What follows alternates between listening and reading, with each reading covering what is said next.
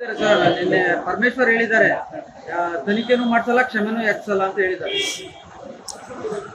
ಇವತ್ತು ವಿಧಾನಸಭಾ ಅಧಿವೇಶನದಲ್ಲಿ ವಕ್ಫ್ ಬೋರ್ಡ್ ಅವಾಂತರಗಳು, ವಕ್ಫ್ ಬೋರ್ಡಿಂದ ರೈತರಿಗೆ ಆಗ್ತಾ ಇರೋ ಅನ್ಯಾಯಗಳು, ವಕ್ಫ್ ಬೋರ್ಡಿಂದ ಮಠ ಮಂದಿರಗಳು, ಶಾಲಾ ಕಾಲೇಜುಗಳು ವಕ್ಫ್ ಬೋರ್ಡ್ನ ಆಸ್ತಿ ಆಗಿರೋದರ ವಿರುದ್ಧವಾದಂಥ ಒಂದು ನಿಲುವಳಿ ಸೂಚನೆಯನ್ನು ನಾನು ಕೊಟ್ಟಿದ್ದೀನಿ. ಇವತ್ತು ಮೋಸ್ಟ್ಲಿ 11 ಗಂಟೆಗೆ ಈ ವಕ್ಫ್ ಬೋರ್ಡಿನ ಅವಾಂತರಗಳು, ಈ ವಕ್ಫ್ ಬೋರ್ಡ್ ಒಂದು ರೀತಿ ದೆವ್ವದ ರೀತಿ ಇಡೀ ರಾಜ್ಯವನ್ನು ವ್ಯಾಪಿಸ್ತಾ ಇದೆ.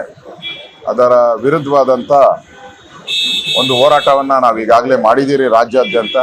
11 ಗಂಟೆಗೆ ಅದರ ಚರ್ಚೆ ಆಗುತ್ತೆ. ನಿನ್ನೆ ಪಂಚಮಶಾಲಿ ಹೋರಾಟದ ಬಗ್ಗೆ ಗೃಹ ಸಚಿವರು ಕೊಟ್ಟಂಥ ಹೇಳಿಕೆ ನಿಜಕ್ಕೂ ಖಂಡನೀಯ. ನಾವೇನು ಅವ್ರಿಗೆ ಮುತ್ತಿಡಬೇಕಾಗಿತ್ತ ಅನ್ನೋ ಹೇಳಿಕೆ ಏನಿದೆ, ಆ ಹೇಳಿಕೆನೇ ಆ ಸಮುದಾಯಕ್ಕೆ ಮಾಡಿದಂಥ ಅನ್ಯಾಯ. ಲಾಠಿ ಏಟು, ರಕ್ತ ಬರೋ ರೀತಿ ತಿಂದು ಸ್ವಾಮೀಜಿಗಳ ಬಂಧನ ಇವೆಲ್ಲವನ್ನ ನೋಡ್ತಾ ಇದ್ರೆ ಕಾಂಗ್ರೆಸ್ ಅವ್ರಿಗೆ ಈ ಲಿಂಗಾಯತ ಸಮುದಾಯದ ವೋಟ್ ಮಾತ್ರ ಬೇಕು, ಅವ್ರಿಗೆ ಏಟ್ ಕೊಡಬೇಕು ಅನ್ನೋ ತೀರ್ಮಾನಕ್ಕೆ ಬಂದಂಗಿದೆ. ವೋಟ್ ಕೊಡುವಾಗ ಈ ಮಾತುಗಳು ಆಡಲ್ಲ, ಏಟ್ ಕೊಡುವಾಗ ದುರಾಂಕಾರದ ಮಾತುಗಳನ್ನು ಆಡ್ತಾ ಇದ್ದಾರೆ.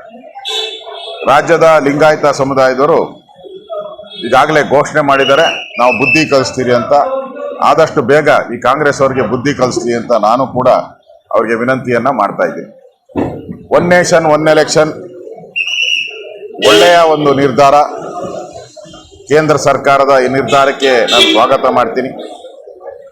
ದೇಶದಲ್ಲಿ 365 ದಿನದಲ್ಲಿ ಪ್ರತಿ ವರ್ಷದಲ್ಲೂ ಒಂದಲ್ಲ ಒಂದು ಎಲೆಕ್ಷನ್ ದೇಶದಲ್ಲಿ ನಡೀತಾನೆ ಇರುತ್ತೆ.